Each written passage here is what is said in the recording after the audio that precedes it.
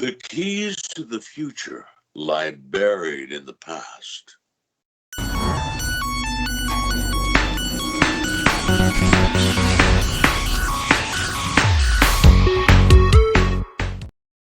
Hello and welcome to the Swedish Transformers podcast. My name is Linda and I'm a loyal Autobot. And I am Gustav, and I'm a trustworthy Decepticon, if that's a thing. And hi, I'm Garry Chalk. I'm former Optimus Primal, Optimus Prime, Optimal Optimus, and many other cartoon characters from other worlds and film and television. That's me. Hello. Yeah. Hello. Welcome to all of you. So a little bit of background. So Garry, you first Yes. started your career with being an actor, if I'm not completely wrong. You played in professional theater and performed in Vancouver Playhouse and some other places. Mm-hmm. And would you talk about a little bit more about this beginning of your career? Okay, well, the beginning of my career, I was that would probably start about 1975, 76, and I ostensibly I went back to college. I used to work in the stock market and do different jobs and restaurants and whatnot. But I wanted to go back to school to be an English teacher, an anthropology teacher, because I love those subjects. Mm. But in my English class, one of my assignments was to do a play, and I wanted to watch a play, and we used to watch the plays at the theater department of the school. And I went down, and they were doing a production of Mice and Men Mm. by I think it's Steinbeck or Hemingway, one of those Hemingway. And I watched this movie or this play, and I went, "Oh my God, this is so good!" And the production value was good, the acting was brilliant. So I thought, "This is what I." So I auditioned for the school, and the head of the department looks at me and he goes, "Well, we've got some talent, not much, but some. All right, you're in." So I got in the theater school, not realizing they only take 15 people a term from across the country. Ooh. So it's a very tight thing. So I was having a lot of fun with that, and I started working professionally about a month before I finished school in 1977, 78, and toured a Joe Orton play called Loot, and that was went across Western Canada. And then I did another play, Streamers, about Vietnam, and another one, a children's play called Raft Baby, which we toured across the country. And Dracula was my first. That was my first real professional show second one. Loot was the first one. Dracula was the second one, which was quite fun. Had a lot of fun with that, and then I did Shakespeare and rap. I did As You Like It and Henry IV and Hamlet. Hamlet. All the Shakespeare classics. Yeah. It's a great play, Mm. and I had a lot of fun with that. And then, for whatever reason, I was not in the in crowd in the theater in Vancouver because I was an East Side boy and I was not artistic. So I for whatever reason, I don't know, I never knew why, but the theater community and myself never really clicked. And then when I went to Ottawa, then it did. And I did a lot of plays in Ottawa, and it went over very well, and people were very appreciative. And then that's when I started getting into film, and then I sort of abandoned theater because I wanted to do film and television, and started doing that in Ottawa. I did a lot of industrials and a little sitcom out in Montreal. And my big break was a movie called The Fly 2. which launched my career. Basically, I mean, I got calls from Universal and Warner Brothers and Paramount. All wanted to see where I was and what I could do for them. And then they found out I was Canadian, and the calls stopped. Oh. They do that. It's so funny because they didn't want to be dealing with a Canadian at that time, because Canadians weren't like, and they still aren't. I mean, Canada has a real stigma as far as American film is concerned. But anyway, I've been working in the film industry since 1980. I would say 83, 82. That's about the same time as I started animation. That was 1982, and that was a cartoon called Hiawatha. Okay. And it was for Kenner Classics, and I played Hiawatha and a bunch of other characters. And then I came to Vancouver, and my career was a little bit slow for the first year because I was getting reestablished in the city. But then I got a cartoon called Barbie and the Rockers, and then G.I. Joe, and then one after the other, boom, boom, boom, boom, boom, like over 50 something, 50 something series. Mm. And I don't know how many episodes, at least 1,500 to 2,000, somewhere around there. That's pretty good. And it was pretty good. And I worked pretty consistently, even today. Up until today, I'm still working in animation and doing animation. And still doing it film and television. I just finished a couple of films and a couple of TV series. I got the premiere of my new series, Dawn of the Dead, a zombie series, comedy, which will be airing on the Sci-Fi Channel in the U.S. Sci-Fi Channel. And I just did one called American Dreamer with Peter Dinklage from the Game of Thrones and the little guy. Yeah. The little guy, and also Matt Dillon and Shirley MacLaine and what's his name? The fellow from Die Hard. Not Bruce Willis, the guy who was the black guy who was his practice. Danny Glover. Okay. And did that and a couple other films. They all blur. I've been doing films for many, many years, and lots of them, lots of TV shows. I got a First Nations, what they call it, First Nations show for the First Nations channel, APTN. And it's called Tribal, which I shot one season last year, and I'm going to do the next season, or I just finished the second season in January or February. And that will be airing very soon. And that's a detective police drama on the First Nations or the Indian reserves. And I play the head of the Justice Department and run this whole program where the tribal police merge with the Metropolitan Police and all the issues that ensue from that. And it's a good show. Yeah. And so there you go. I mean, it's hard to go through everything, but I think I've done quite a few. I'm up to, I think, 423 productions. And I think 1,700 to 1,800 episodes of things. That's quite a bit. That's quite a bit, yeah. Quite a few, yeah. Yeah. But I think the most famous you have done, except for the Transformers parts, is the Stargate SG-1 or Freddy versus Jason, maybe? Yeah, Stargate SG-1. Now that's a funny story, that one. I used to work on MacGyver. Yeah. MacGyver every year with Richard Dean Anderson and his crew.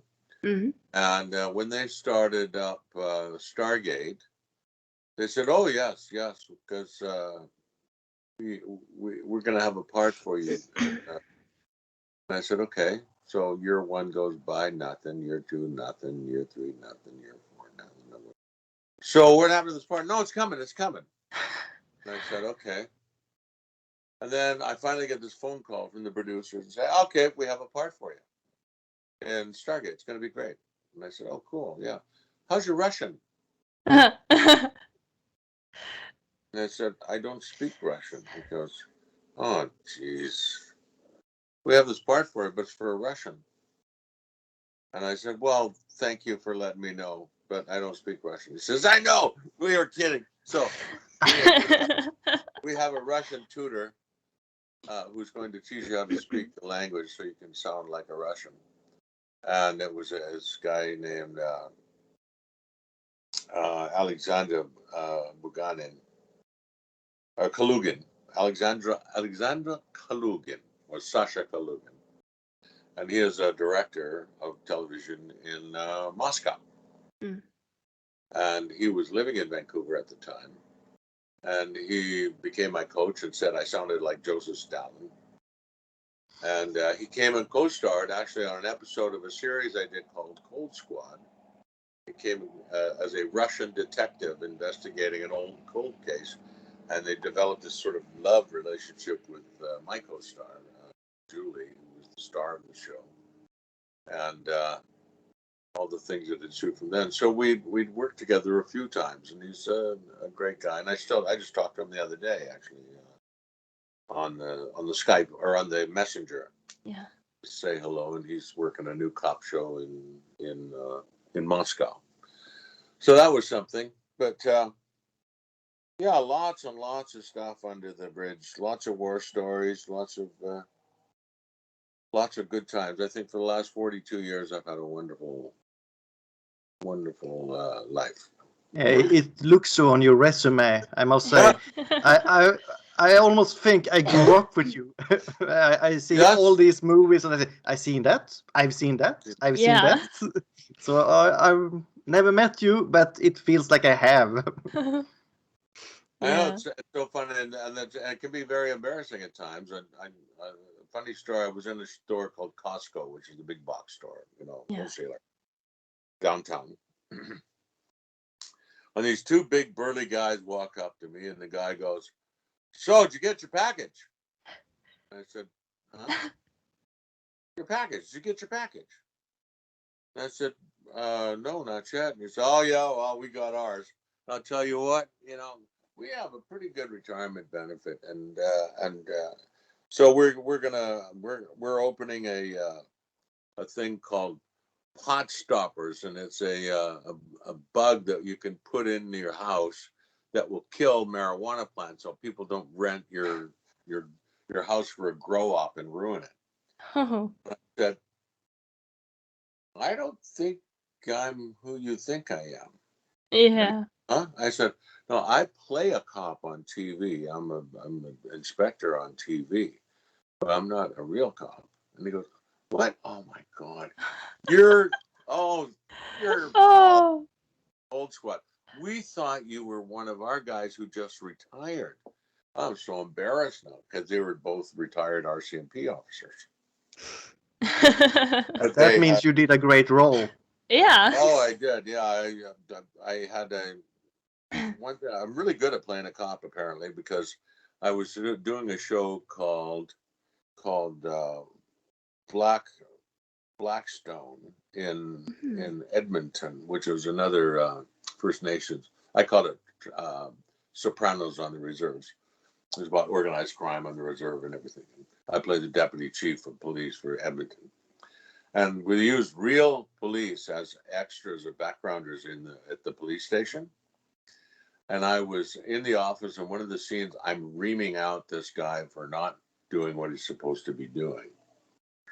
And one of the officers in the room, after I finished the scene, he goes, "Whoa, you sound just like our boss." You sound exactly the way he does it. That's really nice. But it was great, so it was fun. I've had that a few times where cops have come up to me, and I've had this one officer who was a homicide detective, and he came up to me and he said, "Saw your interrogation the other night." Right. Rocking and rolling. You got the notes. Because interrogation is all about seduction, basically. Yeah. All the stuff where they're slamming tables and yelling and screaming and that That's drama on TV. But in real life, it's like, so then what happened? Mm. So you didn't talk to him, but you talked to her. Okay, well, let's go back to that again. So, Yeah. oh, it's no, the interrogation is quite something. It's quite fun. Anyway, Well, now you know how to interrogate people. I do Yeah. get all that information out of them. Like, You want a Talking of, job on the podcast? We could need a good interrogator. yeah. Speaking of interrogation, Gustav, would you like to interrogate Gareth? I will. With some Transformers question. I just have one more question about your more previous, recent appearances. You were in the Sonic movie. Well, our first instinct was it was an EMP. yes, Yes, I love that, and also the animated Sonic from before, and so. But just days ago now, they released the new He-Man series on Netflix. yeah, Yes, and I know you did Man at Arms voice for 2002 series. yes. Were you considered to play Man at Arms this time? No, I could not. They went for an American cast and a British cast. One of the guys from Game of Thrones plays Man at Arms. So they are a little prejudiced. Huh? Are they prejudiced against Canadian actors when it comes to that? Oh man, don't get me started. I mean, I played He-Man back in the 80s, and then I did Man at Arms in 2002. And also I did Primal and Primus and Optimus. And now they've got this new show out, or new film, with Optimus Primal. And who's playing it? Ron Perlman. Yeah. Oh, yeah. From Sons of Anarchy and from Prime, that other Transformers, which was, to my mind, not very good. Anyway, but there you go. That's just my own personal thing. But I never got a call. I created the role of Primal, created it. I had it on for 5 years, and they didn't even give me a call or even ask me if I was interested. They just cast Ron Perlman because he was in the Prime, something called Prime, and he did 7 episodes as Primal. So I was, needless to say, a bit miffed, a bit upset. I mean, you get a big feature film, and who do you hire? You hire somebody who never had anything to do. Yeah, we're also a little bit disappointed that they didn't take Peter Cullen for the Optimus Prime role either. And now we're not even getting you for the Optimus Primal. And it feels a little bit like, because we Transformers fans, we recognize that, we hear that, and we want our dudes to be in the movies as long as they can, because you don't live forever, and we want to hear you and see you in the movies. So I hope that Netflix can pull their hand out of their asses and Yes.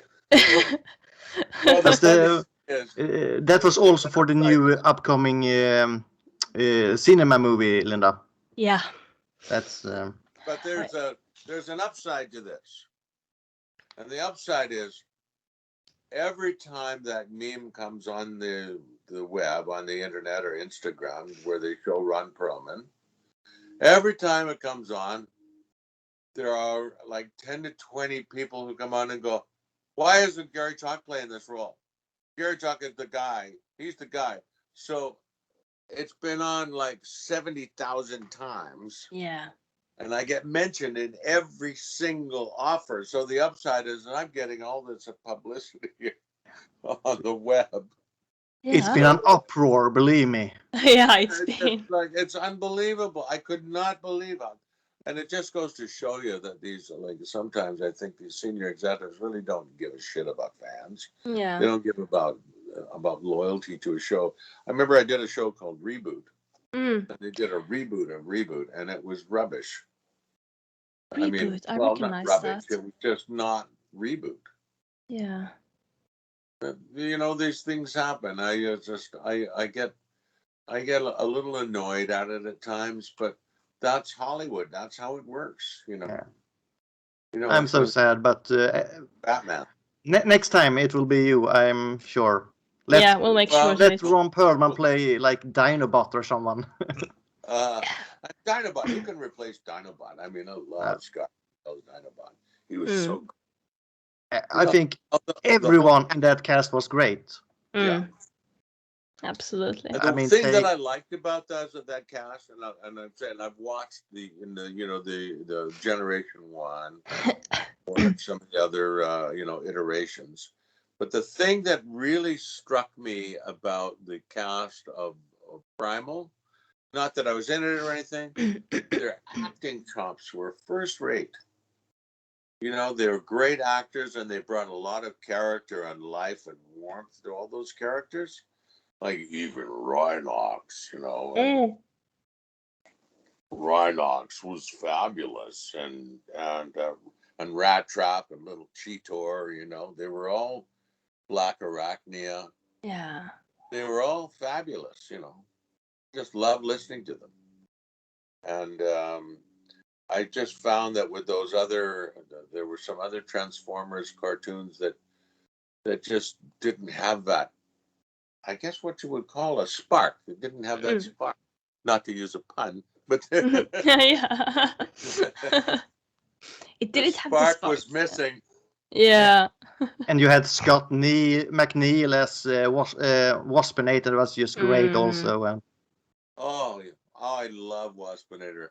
Could never do that voice, but there are some guys who can do it. It's a tricky voice to do. It is. Oh, should we mention it? Oh, we made the 2 first episode of Beastars in Swedish. Beast Wars.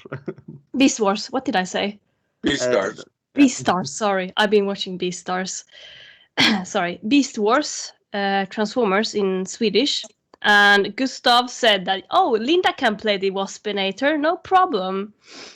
So, yeah, I played the Waspinator, and... How does Waspinator sound in Swedish?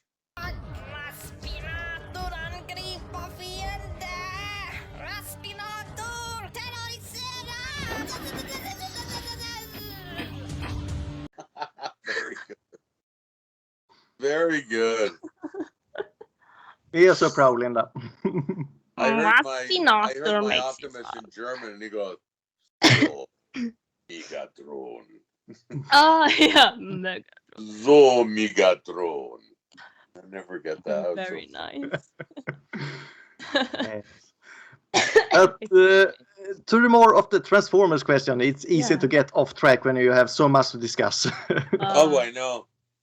Are you pressed for time, or is it okay to just ramble on? Go ahead. Great. Because we have a million questions, but I will stick to 100. Okay. Let's see. First, are you a Decepticon or an Autobot fan, or the Maximals or the Predacons as it is? I am an Autobot fan, and I am a Maximal fan, and I am a Decepticon fan. In the originals, in our Beast Wars and those iterations, the early ones, I didn't really know them too much because it was, I was older when that cartoon came out, so I never really watched it when I was younger. But I have watched every iteration now of all of them. And I'm partial to the Predacons sometimes because they're just hilarious buffoons sometimes, very funny. The movies, the characters in the movies, I must say, I cannot distinguish one between the other because there's so much vocal effects. I don't know which one is which. They all sound exactly the same to me. Do you mean the Michael Bay movies? Yeah. Yeah. Yeah. I couldn't understand them. I mean, I heard John Goodman doing one of the old characters. His voice is pretty distinctive. But some of the others, Todd, couldn't understand him. Yeah. I think he played Bumblebee. I'm not sure. Bumblebee has the radio voice, but he had one liner in the end. The Michael Bay movies, right? Yeah. Yeah. Mm. Yeah. Bumblebee didn't have a voice in that, but Yeah.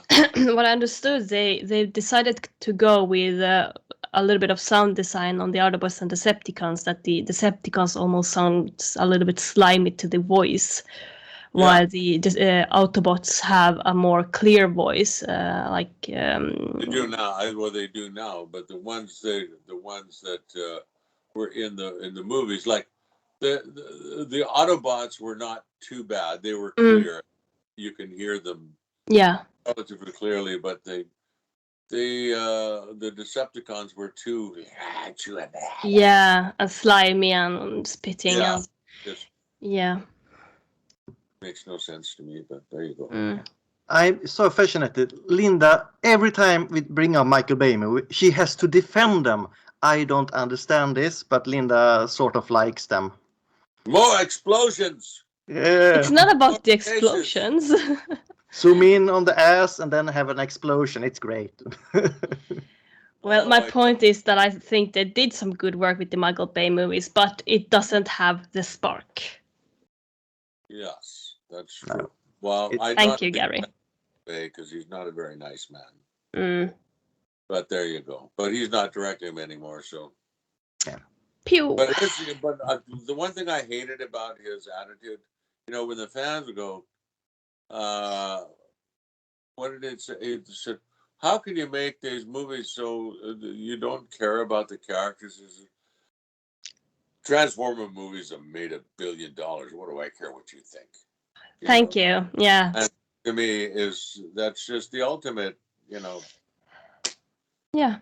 It's dissing fans, the ones who make your show famous, the ones that make you earn a lot of money. You just throw them off as like they don't care, they don't matter, but fans matter. Yeah. I've been to a lot of what do you call them, the conventions. Yeah. And you meet all the fans face to face, and it's just wonderful. You get to see everybody and talk, and they deserve your attention because you would not be there if it weren't for them. It's the whole thing. Yeah. And it's $1 billion industry. Yeah. Yeah. Blockbuster. Yeah, Gustav, take it further. Yeah. If you were a Transformer character yourself, who would it be? You have some to choose from. Well, I have to quite say honestly that Primal is me. I have a lot of Primal in me. No bias or prejudice, of course, but no, because I think Primal embodies a lot of the values that I have in real life, and I try to emulate that life. If I had anybody else that I would take, I would love Megatron, because he's just so deliciously evil. Yes. Side guns. So the Beast Wars Megatron, you mean?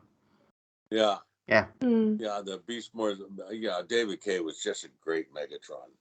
Oh, excellent. Well, he's just so good at what he did, and such smooth voice. I loved it. Yeah, his voice is just love listening to it. The other Megatrons, and again for the Michael Bay movies, the Michael Bay movies, I just found them to be too affected. The special effects.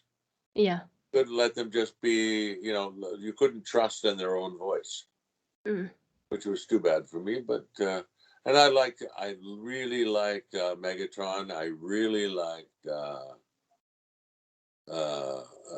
Tigatron. I like Tigatron. He was a character. And Bumblebee, I like Bumblebee because he doesn't have to say anything. He just makes noises. But Yeah. I loved. That was one of my favorite Transformers movies was Bumblebee. Yeah. Because it was a great movie. Mm. Had a great story and a lot of humor and. It had 2 female bots too, which was nice to see. For once, because some of us fans actually wanted to see more female bots in the Transformers overall. And well, not only for that, but it's actually nice to see how Bumblebee, how this movie just came to be, and it's, I don't know what to say, but like it's a love letter. That's what I tried to say. Exactly right. Yeah. It was wonderful. Mm. But so those are some of the characters I'd like to play. Mm. Yeah. You mentioned David Kaye as Megatron. Yes. Yes. Is it true that you actually was meant to do the part of Megatron for the Beast Wars? Yes. How did that come to be that you became Optimus Primal? Well, it was between Megatron and Primal was between David Kaye and myself, and also Mike Donovan. But Mike Donovan, who was the director, he was never there, so it just became between David and myself. And I was originally pegged to be Megatron, and he was pegged to be Optimus. But somehow that whoever the Hasbro went, no, we don't like that. We're going to switch that. So they made him Megatron and me Optimus, and it turned out great. Yeah. I love it. I love the rivalry between us. It was quite fun. Nice chemistry. And that was a friendly rivalry. Yeah. He actually did a really good comic book audio reading on the YouTube as Megatron for the new Beast Wars comic on the YouTube. It was nice. So I'm just waiting for you to do that too. Well, I do that occasionally. We do some funny things. I did. 'Twas the Night Before Christmas. We did, as you know, adapted it for the Transformers. And last year I did. You're a mean one, Megatron. You really are a hero. For the mean one, Mr. Grinch. But we had a mean one, Mr. Megatron. And then we did. What else did we do? We did another song. These are a few of my favorite things or something. And then I did a little speech from Independence Day. And all in all, it was, we pull out these gaggy things, to present for fans every year at Christmas time. We love it at Christmas time. Yeah. Yeah. So that was a lot of fun. I have a great time doing it. And so we just got to keep coming up with new and exciting ideas, which I'm really thankful to Candace Santoro, who runs my fan page and is a great pal and a great artist in her own right. Who always comes up with different ideas, and then we just put our heads together and execute them. Yeah. Beautiful. Yeah. What's your relationship to the Transformers franchise? How did you first get in contact with it? How did you start working with it? Well, I was doing, what was I doing? I was doing He-Man and Captain Nintendo, Kissy Fur, Beanie and Cecil. I was doing a bunch of cartoons. And the first one I was doing was it Reboot? No, Reboot came after, did it not? After, yeah, I think so. After. Because Transformers the first CGI cartoon series. Exactly. And I went and read, I had done some cartoons and I got an audition for this show. I had no idea about Transformers. I thought it was just a toy that changed. I did some commercials for it on the toy for Generation 2, Transformers Generation 2, I did like the TV kids commercials. But what happened? Oh yeah. So I went and auditioned, and lots of people auditioned, and I didn't think of it. And they narrowed it down, and it was like 2 or 3 callbacks, and finally they made their final decisions for the cast, and I got cast as Optimus.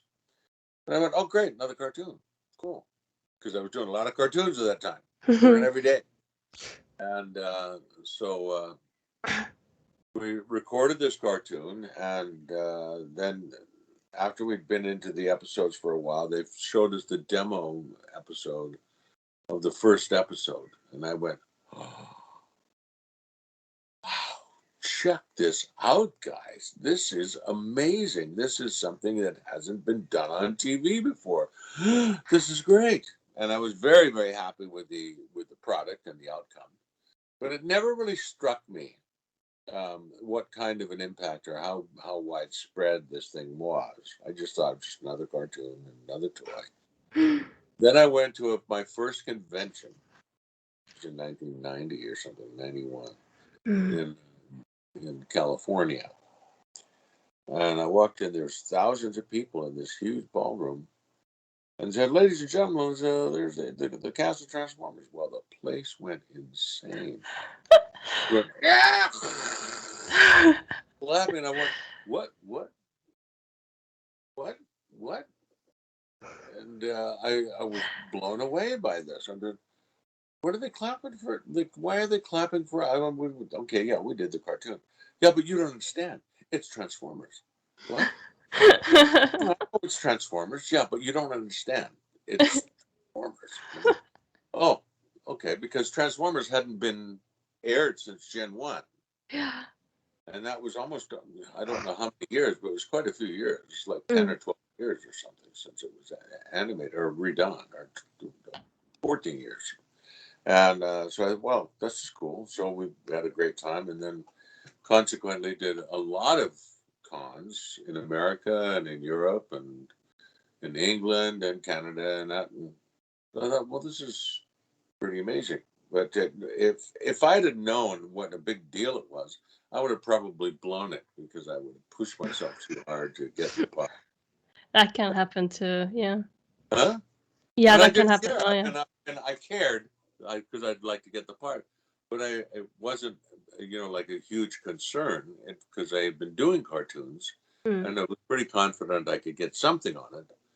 But if I'd have known that it was such a big deal, I would have probably blown it. That happens anyway. Yeah. Yeah. 2 more questions before Linda gets a little Restless here, yeah. Yeah, I see you get very restless. Yeah, I want my questions. When she be in Malmo this year. We know. You got this. But when you got involved with the series, how much about the story did you know? What was going to happen next season? How much did you get to know about the storyline? We got to know episode by episode. We never got to see what's happening next. And that was purely for security reasons and for confidential reasons, because they didn't want to leak the storylines out. Because when you leak stories, other people steal them and then claim them as their own. Like I'm under NDA right now for 3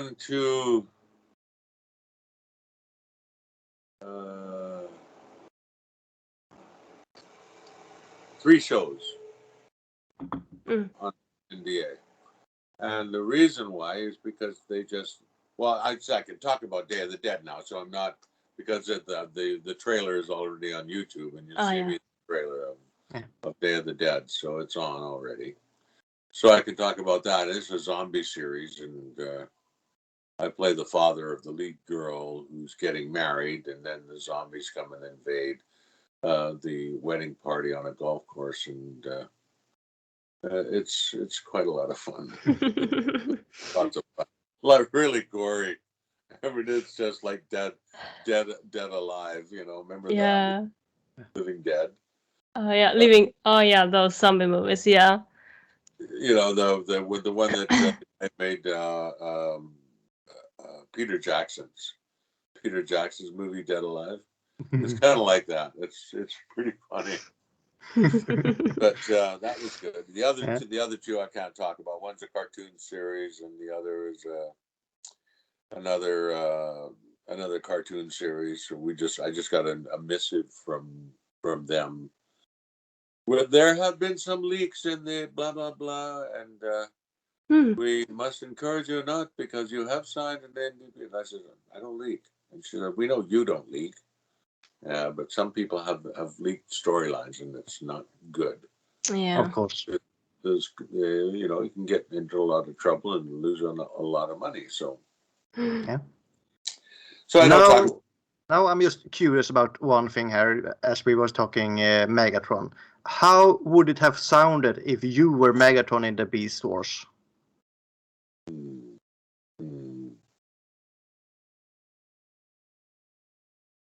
So, Optimus Primal, you think you can defeat me? Well, you can't.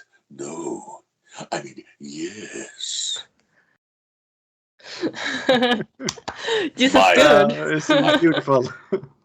Black Arachnia, why do you even... No, Black Arachnia, why do you even bother with that miserable little insect? Yeah, I had that kind of a... That's my Megatron. It would be great also, but as you said, you are Primal. I am Primal. And I just said, that's what I said. I just said he's an animal. He's warm-blooded, so he has feelings, and he has dimension. It's not just a robot. Mm. They have real. That's one thing I loved about that series is it had real good storylines and good character interactions. Like when he was behaving like mentor father to Cheetor when Cheetor was having his doubts, and when Dinobot had a crisis of conscience and things like that. They were great storylines. It wasn't just get him, blow him up, do this. I'll save you, It had real dimension. I felt the stories had real dimension, and that's another show like that was one called Exo Squad. Exo Squad was another show that I really, really loved because of the great storylines and great characters. But there you go. Linda, now take a few questions. She's bursting. Yeah. I will just turn my light up because it's really dark in here. Yeah. Actually, I've been working with I was working on a show with one of your actors, Joel Kinnaman. Joel Kinnaman, yes. Yeah. The one that's almost every film plays a policeman. Yeah. Okay, now I recognize him. Yeah. He almost became a policeman? Almost every role he plays is as a policeman. Oh, as a policeman. He's like me. Yeah. Well, we did a show called The Killing, which was a remake of a Danish show. Oh, okay. Killing. And he played a detective, and I played his boss. And that was also with Mireille Enos, the other star of the show. And it was great. And it was just here doing a show called, what the hell was it called? It was a science fiction show where they had lots of replicants in it, clones. It'll come to me. But he was very good in it.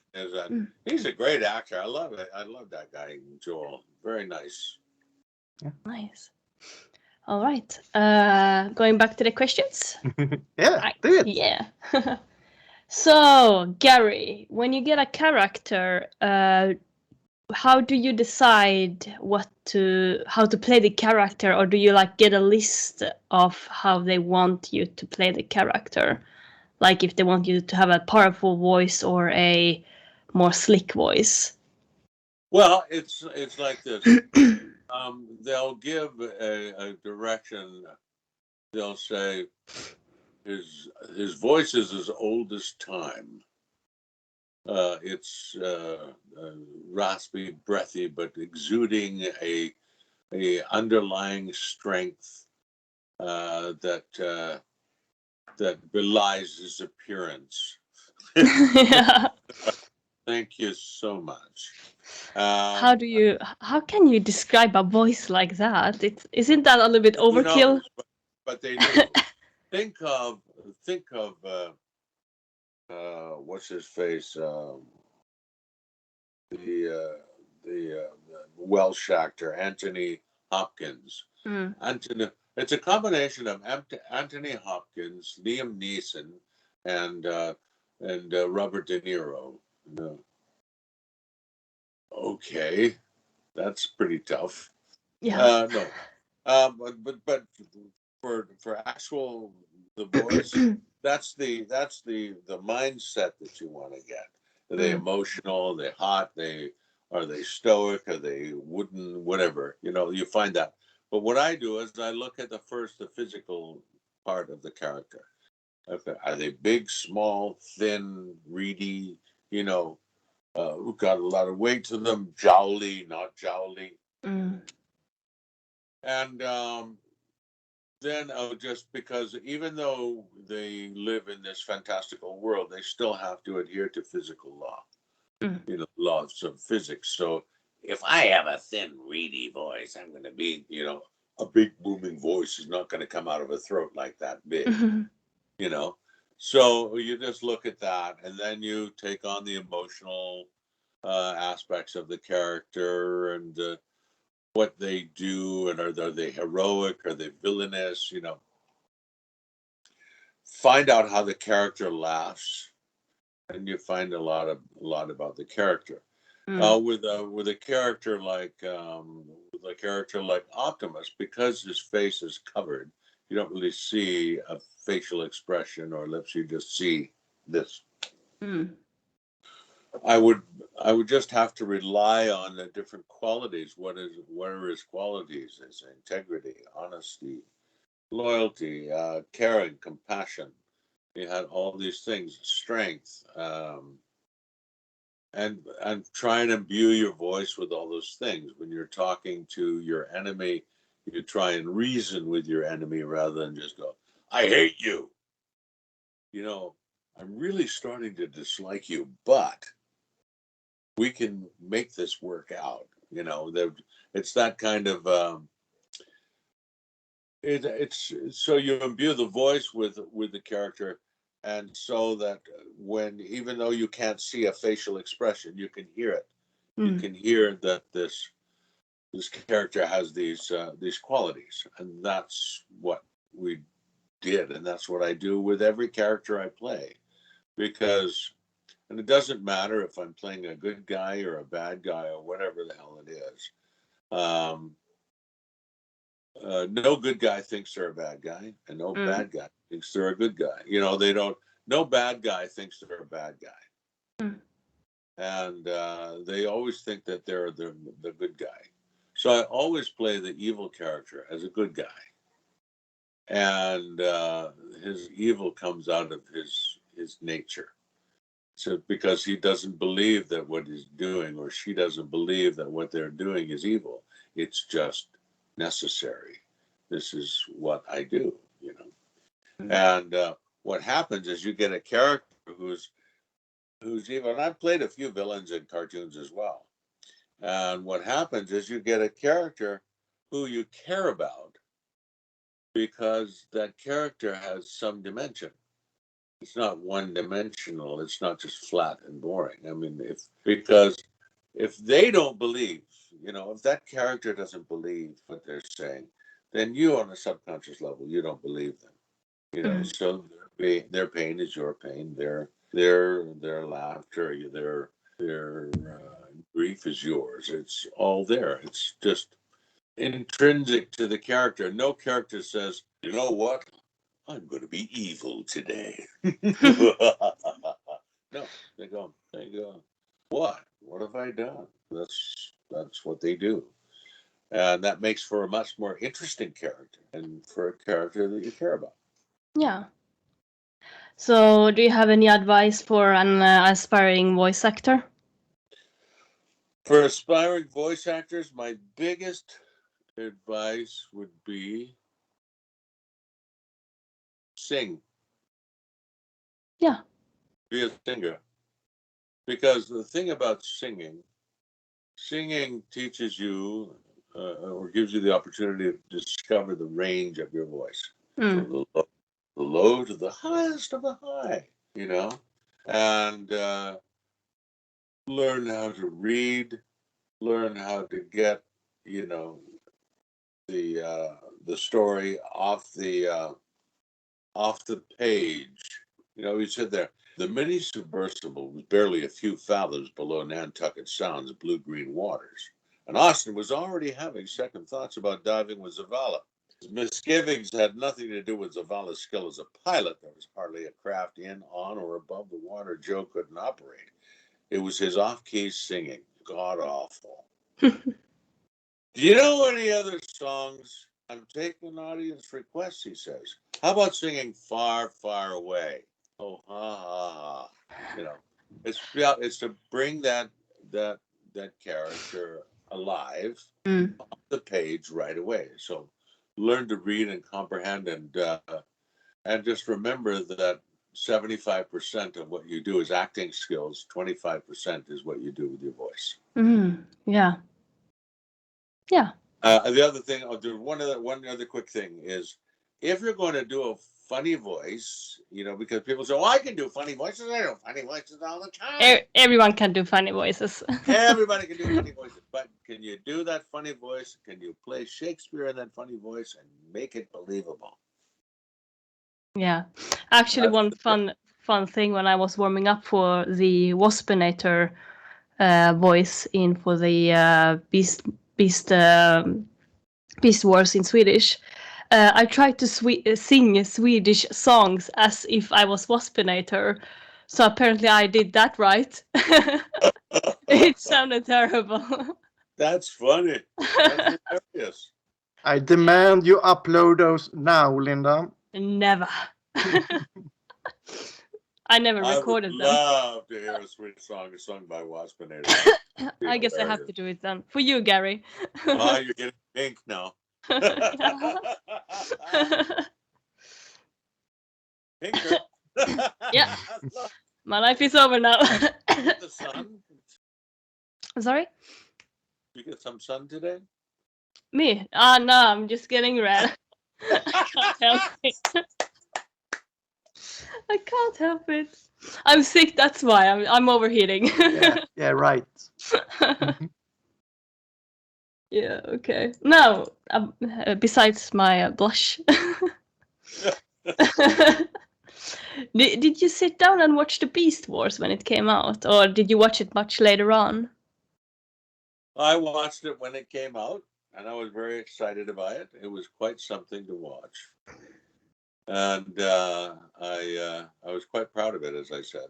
Quite proud of it because it was such a great show, and I knew that it was iconic, and it will be around forever. Yeah, I have the entire collection. Nice. Yeah. Well, I had the entire collection. I gave it all. I gave them all. I gave everything away. All my Transformers toys. I gave them all to charity. So, Oh, so somebody's got them. someone is happy about them. I'm sure I bought of it. this one actually just the other month. Oh yeah. It is The new adaptation of Megatron. It's a beautiful one. Yeah. Oh, it's fun. I do watch. I watched a lot of them. I've been watching them. I do a show called Mega Man, and I play a character named Dr. Light, and it's quite fun. Dr. Light is the good guy, right? Yeah. Yeah, I remember now. Yeah, so I'm having a lot of fun with him. Well, I played in the original Mega Man. I played Gutsman. Yeah. I was a middle of what do you want? Okay. And then in this iteration, generation, the newest one, I play Dr. Light because I'm older now. So, but Gutsman only shows up once in a while. But yeah, it's a lot of fun. I like it. I did a whole pile of voices at one time. I mean, it always blows my mind. I have on there's a page where they show, where is it? They show all my characters in where is it? Oh yeah. IMDb has a lot of your characters, like from the My Little Pony and stuff. Oh yeah, that one. Yeah. That's cool. Yeah. Got all those characters that I used to play. Mm. It used to be so much fun. It still is fun. I just love playing them. Got so many different characters. Yeah. See, it's what you get paid. You get paid now for what you got kicked out of school for when you were younger. Yeah. I'll never forget that, imitating Mr. Burr's voice. Children, because we've had a bit of a crisis here at school, everybody has to go home at noon. And I did that on the PA at high school. I copied the voice of Mr. Burr, who was our vice principal. So you must go home right now because we are having a little bit of a crisis with the school, so it's time to go home. And people are going home, and then where you going? Where you going? There's no. And the principal got on there and called everybody back, and I got suspended for a day. For this prank. You tried. A for effort. Already then convincing. Yeah. Yeah. Anyway, another question? Yeah. Do you have anyone to look up to? Any favorite voice actor or anything? My favorite voice actors? I've got so many. Dawes Butler, Frank Welker, Mike Bell, Lee Tokar, Scott McNeil. Who else have we got in there? Mel Blanc was my hero. I love Mel Blanc. I loved all those characters. Can't believe, that was the biggest shock of my life when I was an adult, was knowing that Mel Blanc did every single voice in the cartoon. Wow. Yeah. Little old ladies, the bird, the duck, the rabbit, the Tasmanian devil, and all that. Did them all. He did all those voices. And Dawes Butler did the Flintstones and Huckleberry Hound and Pink Panther, all those cartoons. Those are the ones I grew up with. Yeah. So they were my heroes. Yeah. Have you ever had the chance to work with them or meet them up? I worked with Maurice LaMarche, once, who's from Pinky and the Brain. Yeah. With them, I worked with Billy West, who was what's his face on Futurama. The lead guy, the young guy in Futurama. I worked with him. I worked with the guy who played Baby Huey, the big ugly duckling cartoon from the 50s and 60s. Okay. Not remember his name, but he was like 89 or something. We were working in the studio doing Baby Huey, and I played Baby Huey's dad. He was always, Huey, what are you doing now? And I just want to go out and play. I always have so much fun. And he was a big dumb goose. Big dumb duckling who always wanted to play with his friends, and his friends were like regular sized ducklings, but they were always so mean to him. It was called Baby Huey, and he was the original voice of Baby Huey back in the 50s. And I just went, I love it, and we had just a ball. Nice. Awesome. Have you ever played, like voice acted someone who is female? I voice acted one female, and that was on Hiawatha. How in did the that beginning sound? of your Her career. character's name Mujiki was Ah, that she was an old lady, and I did that. These days they don't allow you to do that. mm, You're not even allowed to play. You're not allowed to play anything but you can't play a black person or a Chinese person or could they call it cultural appropriation or whatever? yeah. The new directives. So those people have to be played by black actors or Asian actors or whatever they are. Mm. But I have played an Asian guy in a thing called Double Dragon. Mm. I played a character named Sumo, who was a Japanese sumo wrestler. I played him, but I wasn't. Now you can't do that. Mm. Well, it was a lot of fun. I used to like that. Yeah. I think the background comes a little bit from that. I mean, me and Gustav, we have watched a lot of movies, both cartoons and other movies, and we've seen a lot of characters who are black but they're played by white people, and it just Yeah. doesn't sound good. Then- That's why they have this rule now that black people play black people or Chinese people play Chinese and whatever. And I don't know if you've seen the movie The Party. Yeah, Gustav. Of course, Peter Yeah. Sellers. Oh my God, my birdie num num. Yeah, Birdie Num Num. Goody me, what am I doing? I have no problem.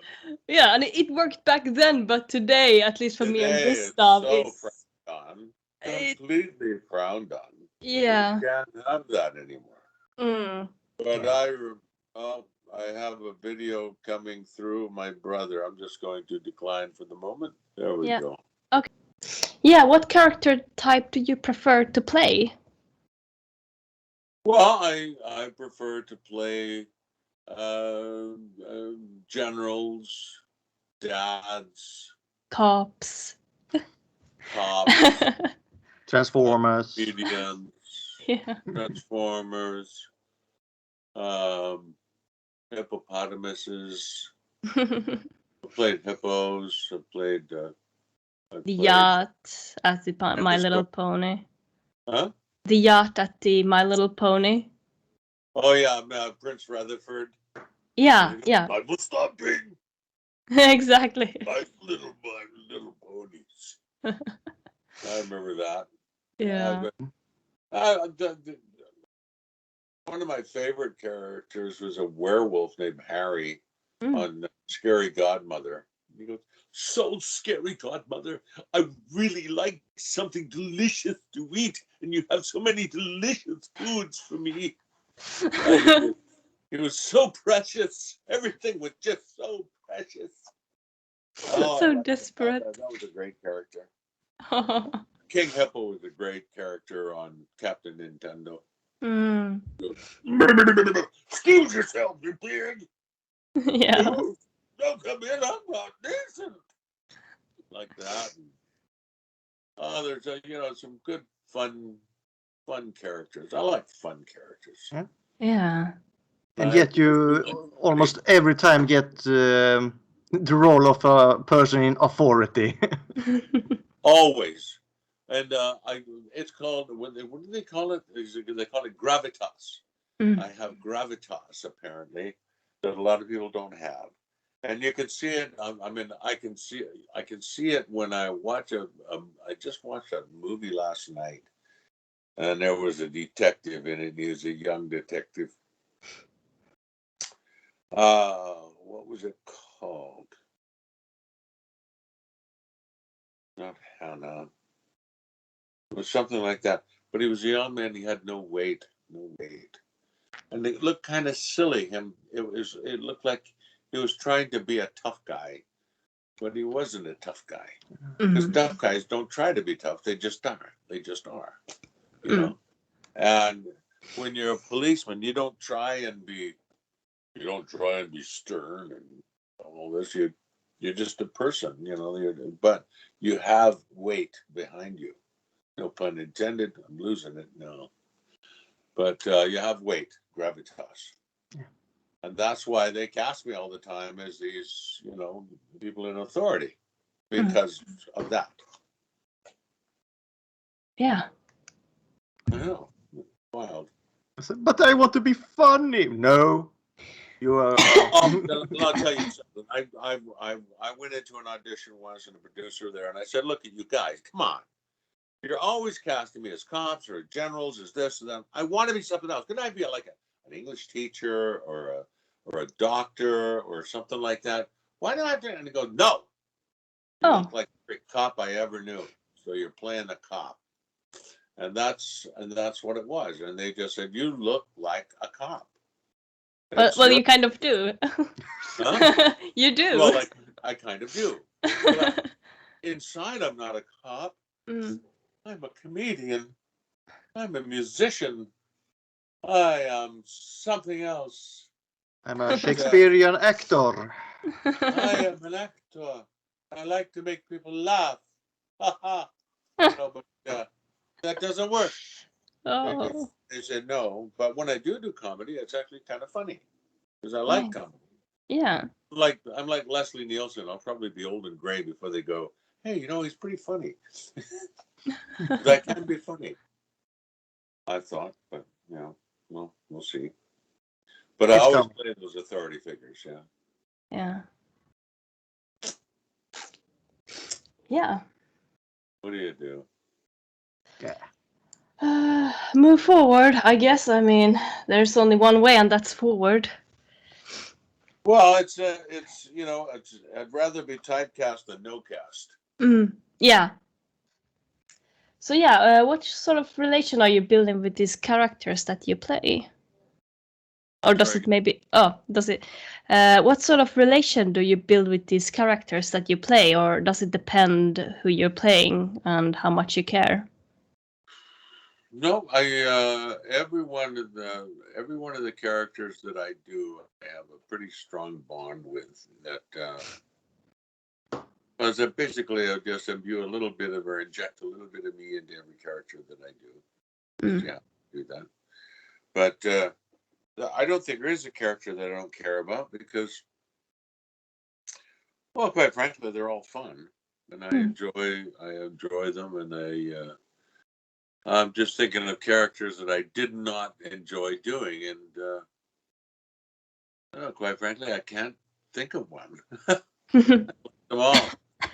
I remember that I have my favorites. I mean, I remember when Metalhead from G.I. Joe was one of my favorites because he was so absolutely insane. And King Hippo was a great one. Optimus was good because he's, you know, one of my great heroes, and I love that character. So I have a lot of affection for him, and I had a lot of affection for Lieutenant Stone on G.I. Joe, and Femur on War Planets. And I loved Hack and Slash, you know, that character Slash. It was so funny because we used to improvise all our lines. Oh, you touched me in a place that makes me feel uncomfortable. I did not. It's dark. I can feel you. No, it wasn't me. It said, "Fly, little ones. Be free. Be free." Before Megabyte kills us. Uh-oh. But we'd make up all these lines. And some of them they'd use, or, you know, a lot of them they'd use in the actual show. Some they wouldn't, but because they were kind of rude. But I loved that character. He was so funny. Push the button. I don't want to push the button. Every time I push the button, something bad happens. Megabyte will kill us.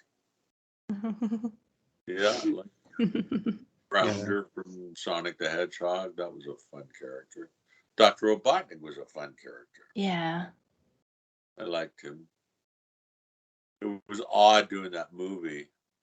You know, and then Dr. Robotnik was being paid by Jim Carrey. Yeah. That was He just carried bizarre. the movie so hard. Yeah, it was so fun. It was a fun little movie, I'd say. Mm. Were you satisfied with his performance as Robotnik? Oh yeah, I mean, you know, it's different, but Mm. it's my Robotnik was I replaced Long John Baldry, who passed away, and mine was Scratch. There you go. I hate that hedgehog. Scratch, Grounder, bring me my sonic perambulator. It's time to catch that little urchin. It was that. We have power. You do not. No, I just loved that character. He was great fun. Yeah. Yeah, it sounds really fun. Do you ever have a hard time getting out of character when you're in it? Have you ever come out of character? Yeah, when you're playing a character and the role is over, do you have any problem getting out of character anytime? No. So you don't go home and be the character. No, that would drive. Well, except my wife. You know, I don't know if I should share this. She'll be He-Man.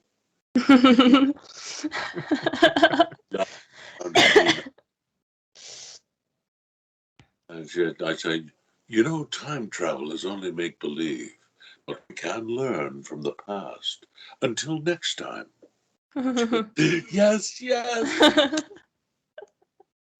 It's just always funny because that's one of her favorite characters is He-Man. She loves He-Man. Yeah. So, and we collect all the toys. So her other big favorite is Tinkerbell. She loves Tinkerbell, so we have signed Tinkerbell things around the house.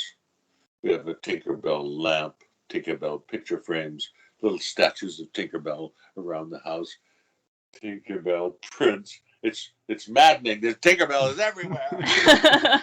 Tinkerbell is Peter Pan's elven character, right? A little tiny Tinkerbell. Yeah. Hiding over here. Sits on a special place over here, and Tinkerbells are everywhere. Yeah. In Swedish, we call her Tingeling. Tingeling? Yeah. Tingeling, yeah. That's a good name. I like that, Tingeling. Yeah. That's good. So there you go. So that's that. Yeah. Do you have any more, Linda, or should I take a couple? I have a few more. Yeah, go on. So, Gary, if you wouldn't have been a voice actor, what would be your favorite job or your dream job? If I wasn't a voice actor, my favorite job would be, funnily enough, a policeman.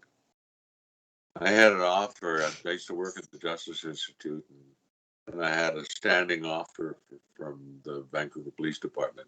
If I wanted to join, they would enlist me into the Vancouver Police Department. And I didn't take them up on it because I wanted to do cartoons. But that's one job I would love to have done. I would also love to. I also love to cook. Cook is fun, and I think that I would have loved if I'd had the money and the time. I'd have loved to be a doctor. I love I love that whole field, the whole mystery of medicine. Yeah. Pretty interesting. We're like doctors are like glorified mechanics. They tune you up and fix your broken bits, make you running. Yeah. But people fantasize them as gods, and they're not. They're just really good mechanics. Human mechanics. Human mechanics. Well, you think about it. They do a Yeah. hard job. It's like taking the engine out, putting a new engine in. So they take the heart out, they put a new heart in. The gal who runs my fan page, Candace, she works at a company that makes ultra hard components, and she makes the microscopic little screws that go the Jarvik heart. And she has to look at each one with a microscope to make sure that the screws are good. And these are the ones that go inside your body that make the artificial heart. They screw in they're the screws that go inside the artificial heart. It's quite something. That's something, yeah. Yeah. And I would love to have been a doctor, and I'd love to be a cook, policeman. What else was that? Independently wealthy, all those things. Yeah. A person of authority. Yeah. I mean, I'm not bad with authority, but I really don't cherish it. But there are people, usually what's funny is people with authority don't want authority. It's the people that want authority that are not good at it because they desire it really strongly. They desire to be the boss. But I don't desire to be the boss, but I end up being the boss. Yeah, the ego goes a little bit high when people wants to be the boss. Yeah, crazy, and I have to say that I don't really have much of an ego. I mean, you have to have a certain amount of ego to be in the business. Of course. But not like some. I look at some of these people that they have, that show up in the newspapers and the gossip columns, and I go, "What the hell are you people on?" It's not my thing. I believe that being humble is important, but not too deferential, but being accepting, open and kind. It's the most important aspect of any life. And if you have that, man, the world is a wonderful place. If you don't, it's a shithole. Yeah, sometimes, yeah. I usually used to say that I like people or like bosses or people that I work with that are hard but humble. Yeah. When they want something, they actually say it. They're not just like not saying anything. If they want something to be done in the right way and they want it, then this way. Yeah, then say to me how to do it in the right way. And then I probably won't because my way also works, but that's beside the point. Tell me what to do. I won't do it, but tell me what to do. What to do? I'm not going to do it because my way's better. It doesn't change anything. Not even time. So why is your way better than mine? I get it, Linda. So there's 3 ways to do things. It's the good way, the bad way, and the Linda way. It's just like the bad way, but much quicker. But quick. Maybe. Yeah, okay. There's a Linda way, and that is that you do it your way and it doesn't change anything. Yeah.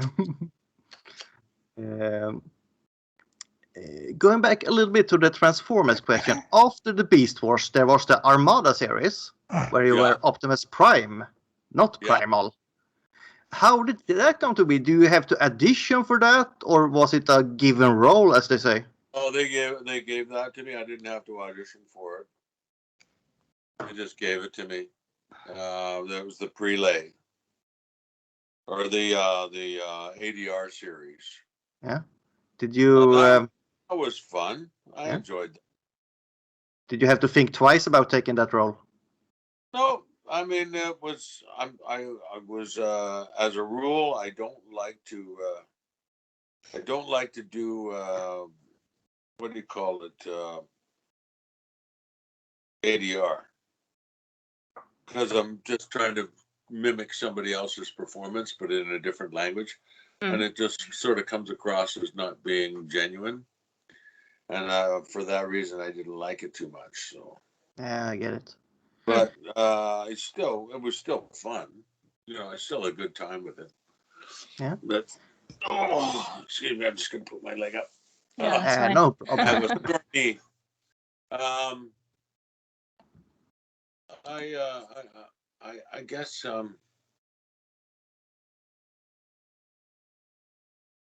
I guess those shows were fun, but stupid me. They wanted the Peter Cullen voice, Mm. and I said, "Well, why should we have the Peter Cullen voice? My voice is Optimus, but they wanted Optimus the robot rather than Optimus the gorilla. Mm. So ape or truck. So I didn't quite get that concept, so I opted for a combination of truck and ape, and it worked. But if I would have done um, Peter Cullen's voice, it would have probably been better because Peter was the Gen 1 guy, right? Mm. He was the truck. But I did that. I did the which one? Energon or what was it called? Cybertron, Armada, Energon, I think. There's the Armada and Energon. Those two. I did those two. Mm. And Neil Kaplan did Robots in Disguise. And then David Kay did one, Prime. I think it was Prime that he did. One of those. Did you see the new Netflix series? Yeah, I've seen it. I mean, it looks fantastic. Mm. You mean with this big, beautiful lips they have?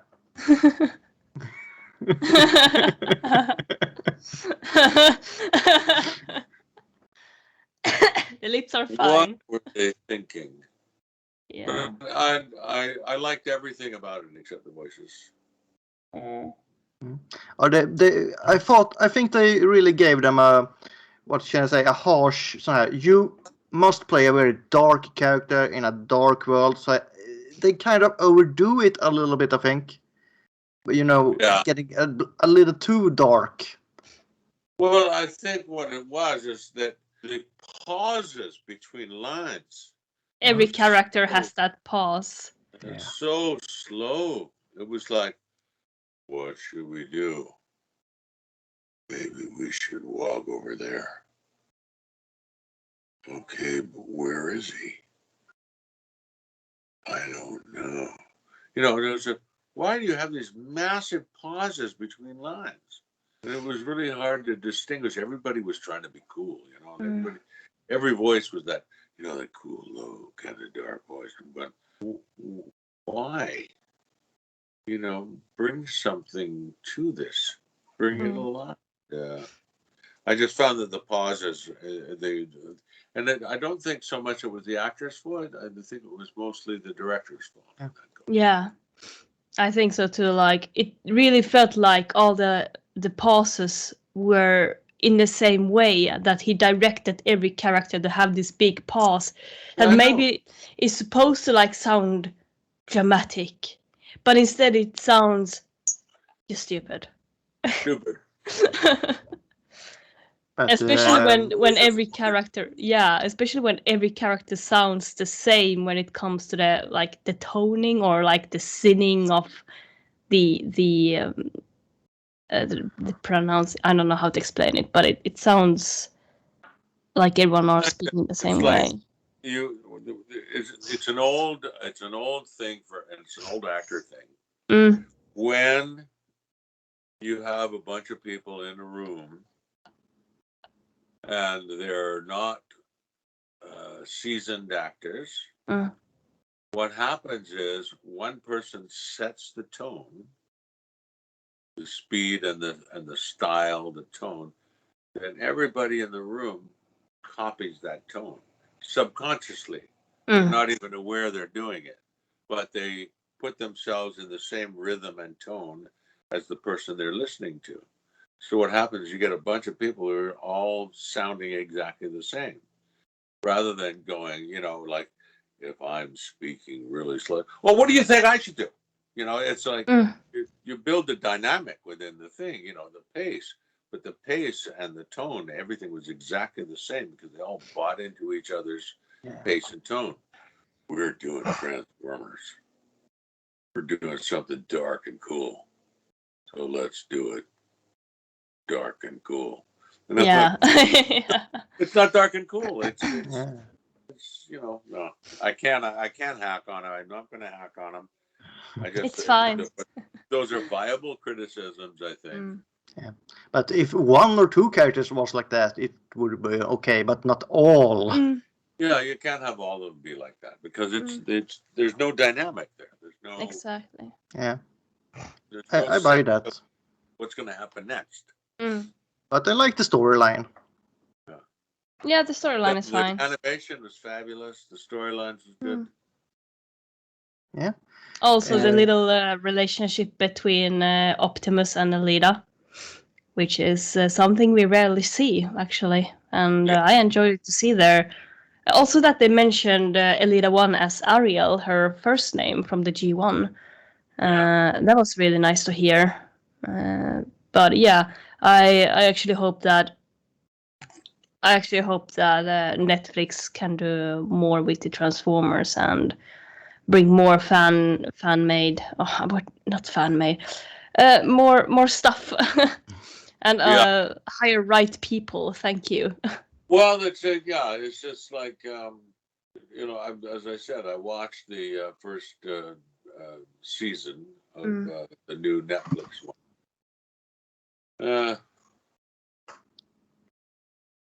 Not bad. And then I watched. Have you seen this one, Dragon Prince? Oh yeah, that one. Yeah. It's actually a pretty good one. Okay. And the voices are. They're not bad. They're not really exciting, but they're not bad. We record that here in Vancouver too. Ah. Yeah. Dragon Prince. Nice. But it looks good. I love the art. I love the artwork in it. Yeah, I haven't seen it, but I recognize it. I've seen it out there, but I haven't watched it. Yeah. Speaking of the Transformers, let's do. Do you have a favorite scene that from the series? Oh, good Lord. My favorite scene was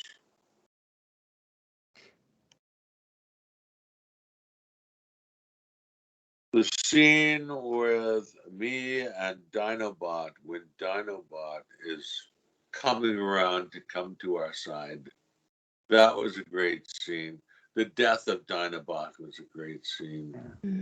The scenes with Cheetor and myself when he's having his time of doubt, I really like that scene. I'll tell you, it's a long time ago, so I can't remember all of them, but I do remember those ones stick out in my head quite a bit.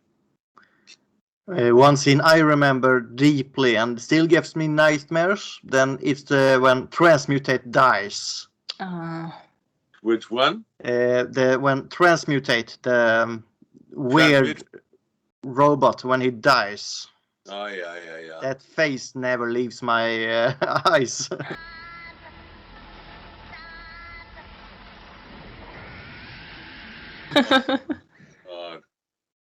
My God. I don't remember. But it's been a long time, and I'm an old guy, so there you go. Hey, it's okay. You have to check it out after the episode.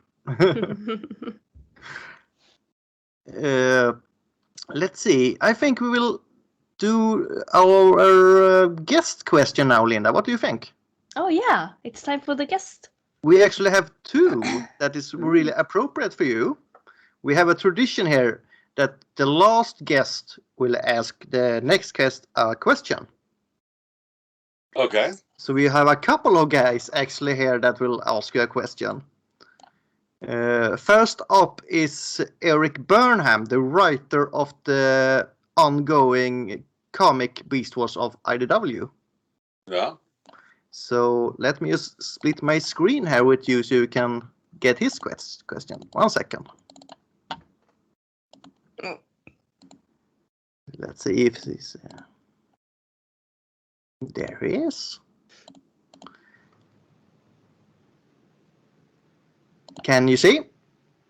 No, it's there he is. Yes, I see him. Let's try. We want you to ask the next guest. We know who that is. Okay. And it's really appropriate because Garry Chalk will be our next guest. Oh, wow. Who does the voice to Optimus Primal in the Beast Wars series. And the Armada and so on. Yeah. So what would you like to know? What would I like to know? Let me think. Just it'll take me a second. Luckily, you can edit because That's no problem. one of those. What would I ask? What would I ask him? What is the? What is his? Maybe not the most fan favorite, but what is, if he remembers it, the most well delivered line, the one that he was most satisfied with as a performer? What was the thing that he went, yes, no, I'm going to remember that because that was awesome. I killed it. What was his favorite delivered line? Okay. There's two of them. One of them was, well, that's just Prime. And the other was, shut up, Rat Trap. I remember them so well. Shut up, Rat Trap. Did you enjoy saying "shut up, Rat Trap"? Yes, it was so fun. Hey, little beast. She's still there. She's stuck up my side. She will not leave. Ah. And Yeah. Shoot up, you Richie monkey. Yeah. He's behaving. Yeah. Look at that. Who's that? Hi, Doggy. Hey. Welcome to the Transformers podcast. How are you doing? You're doing fine. Yes. And the next guest we have is Josh Bersham that does the art on the new comic book. Yes. So let's split him too. The Beast Wars comic book. Yeah, Beast Wars. Yeah. Sorry. Let's see. There we go. Can you see? Yep. Here it comes. I would ask Garry, how have you been enjoying the new Beast Wars comic book? Yeah. I have got to honestly say I've never even seen one. I've never seen a Beast Wars comic book. We don't have any comic stores. My stepdaughter used to work in the comic shop, but she doesn't work there anymore, so I've never go. But where would I buy a Beast Wars comic book? Because I'd love to have it. Good stuff. They're everywhere. We will get you one, Garry. Yeah. We will get you one. Oh, okay.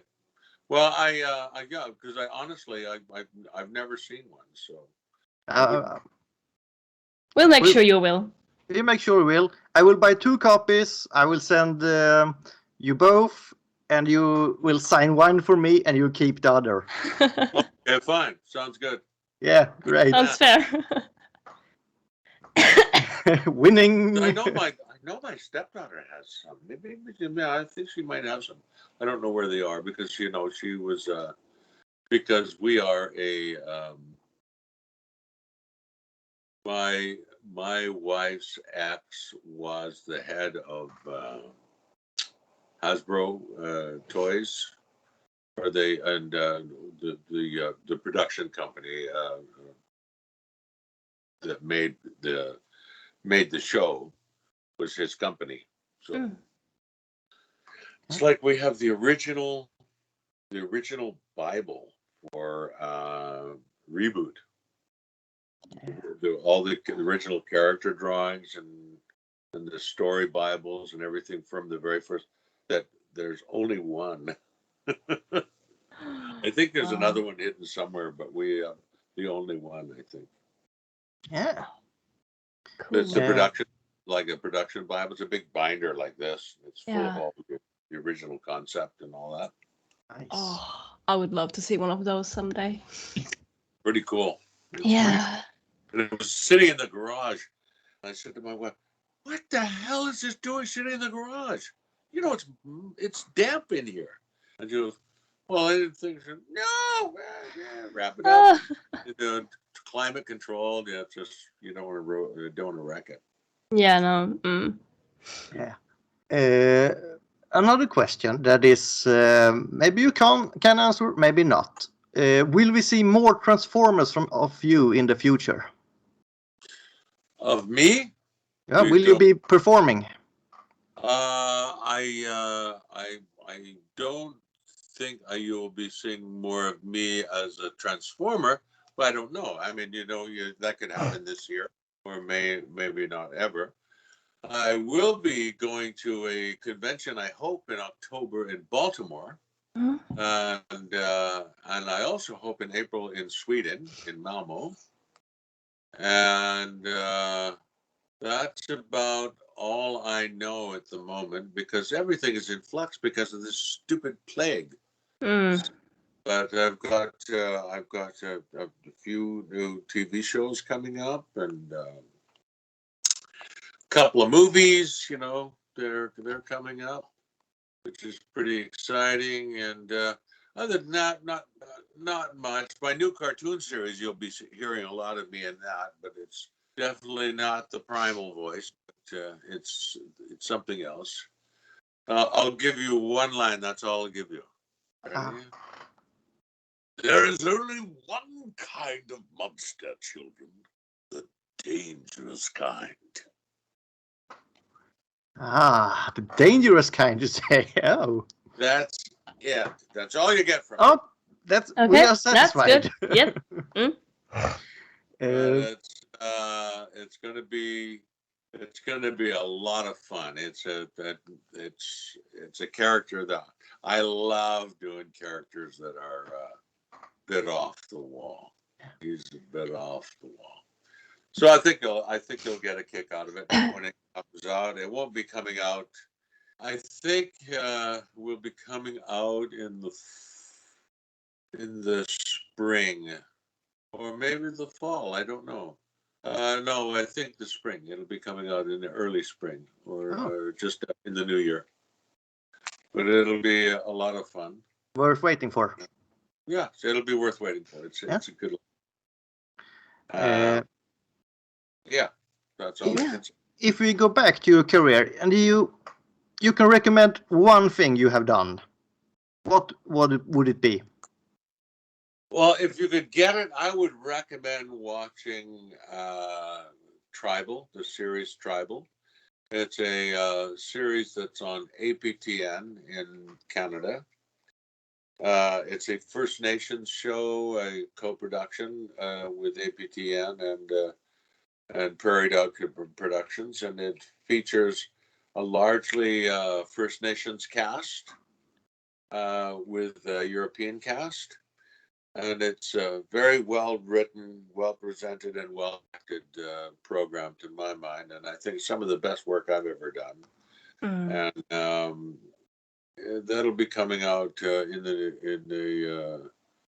the fall, and it will be a great show to watch. Also, I have a small role in a movie called American Dreamer, where I show up as the favorite bartender for Peter Dinklage and Shirley MacLaine. But Shirley MacLaine, I never see her, but Matt Dillon is there. Matt Dillon and Peter Dinklage and Danny Glover, which will be coming out this year, which is a great show called American Dreamer. And my Hallmark movie, which is called Fishing for Love. Fishing boat captain in a small town, and getting rid of my boat, and my future son-in-law wants to buy it, and because and another guy, my partner, wanted to buy it for scrap. I can't do that. It's one of those Hallmark movies. Yeah. So I got that come out, and I've got Day of the Dead, a new zombie comedy that will be shown on the U.S. Sci-Fi Channel. I don't know if it'll be showing in Europe. I think so. Depends what channels you have, I think. Yeah, maybe. so I think it'll be a lot of fun, Mm. and I play the father of the lead girl whose wedding is not going very well. Let's put it that. All right. So I think you'll enjoy. You can watch the trailer right now. It's on right now on YouTube. The trailer for it. Yeah. We will. That's Yeah. it. That's all I got for you right at the moment. Yeah. And I'm just reading one thing that's pretty funny. Not many people know this. It says, but Chalk once secretly videotaped Eric Stoltz having sex, and as a result was broken in two by a giant fly monster. Yes, that was my first U.S. feature where I had a lead role in U.S. feature. It was 1987, 88, around there.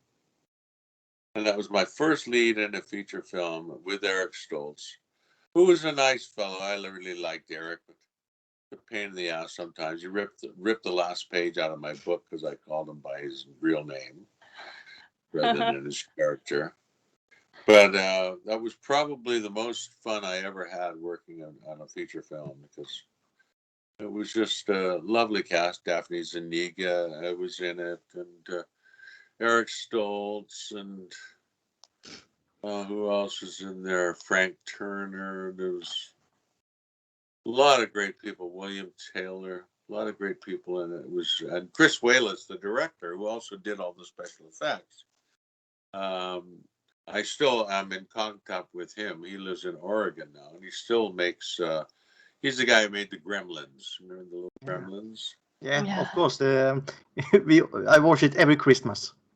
Yeah, well, he designed all those, and he's done a lot of special effects for different shows, and that was his directorial debut, I think. But it was very, very fun, and I just had a marvelous time working on the show. Yeah. Beautiful. I got sick. I actually got nauseous doing that stunt with getting broken in half. Yeah. Because it was all practical. And so they had my legs and pants in one section, and then my shirt and my top part of me in another section. So the legs were fake. And they were on this big wheel, like a Catherine wheel. And when I was being broken in half, the bug would come at me like this, and then it would go. And then I was hung upside down for the longest time.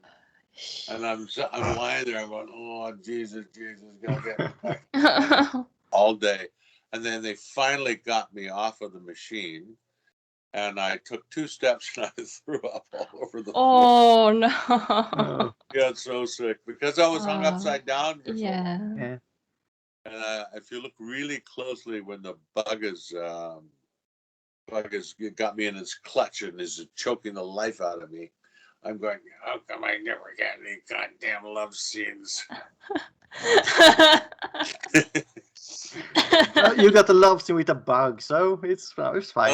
Yeah, but the bug was just not attractive. But it was attracted to you. Yes, I know. You just want to kill me and eat me. The funny thing was, one day I was in Oregon and this family recognized me from TV. How, I'll never know, but they did. And I told them that I was working the show called The Fly 2, and I was just on a little vacation. We had a little break from work. I said, "Oh yeah, I love The Fly. I love this. Can you send me a souvenir of it?" And I said, "Well, I'll see what I can do." And I went back to work, and I went to Chris, and I said, "Chris, have you got anything that like you could that I could send to a kid, a fan who really wants a souvenir from The Fly because he loves The Fly?" And he goes, "Well, yeah. Well, I got this inside out cat. What do you think?" And I said, "Well, it's pretty gruesome. I think he'll get a kick out of it because it was one of the failures in the transportation the pods. This was one of the failures. The cat did not survive, and it looked pretty good. It was all hairy and it was all teeth here and there, and it was all It was really gross, but it was cool. And I think you'll like this because these things are not cheap, you know. Yeah. And I put it in a cardboard box, and I said, "Caution, monster in box," and I sent it off to this kid in Hillsboro, in Oregon, or somewhere there. And I got a letter back from him thanking me for this amazing gift. And he said, "You would not believe, the box arrived at our house, and it said caution, monster in box." And my mother opened the box and saw this thing and freaked out all over the place because it looked real. She freaked out. He goes, "I thought that was cool." I took it to school for show and tell. A guy offered me $100 for it, and I said no. Your friend Jerome, or I think that was his friend. Your friend. I'll never forget that. The guy offered me $100, and I said no. It's priceless. Yeah. Exactly. So it was an actual prop from the. Yeah. And one day, speaking of that, they made a life cast of my head for the dead body. You didn't have me sitting there for days, but they had a life cast of the dead body. They had my head, and it was like this. And so it looked just like me. I put it beside me, and it was me, a life cast. Well, I didn't get to keep it, but it ended up in a makeup store on Robson Street. And I was going in because I was doing stage, and I walked in to get some stage makeup. And they went, "Hey, what are you doing? What's that doing? That's mine." And he goes, "What?" And I said, "That head, that's my head." He said, "No, it's not. I got it from a show." And I said, "Yeah, but it's me." And he's looking at me, and he's looking at the head, and he's looking at me, and he goes, "Just a minute." And he takes the head, and he puts it side by side. "Holy shit, it's you, it's you." And I said, "Yeah." And he goes, "Can you sign it?" And I said, "Of course." So I signed my head on the neck. And then about a month later, somebody came in and stole it. No. But then they got it back because they tried to sell it. And because they're worth altogether, it's about 10 grand. Wow, yeah. When they do the live cast and all the labor and stuff that goes into making them, it's very expensive, but I'll never forget that. That was very funny. But hey, that's me. Linda, we have to take the flight too up on our other podcast. We do a podcast, we talk a new movie each week. All right. So that's a must. Yeah, it is. We have so much information now, so we have to work with it. Yeah.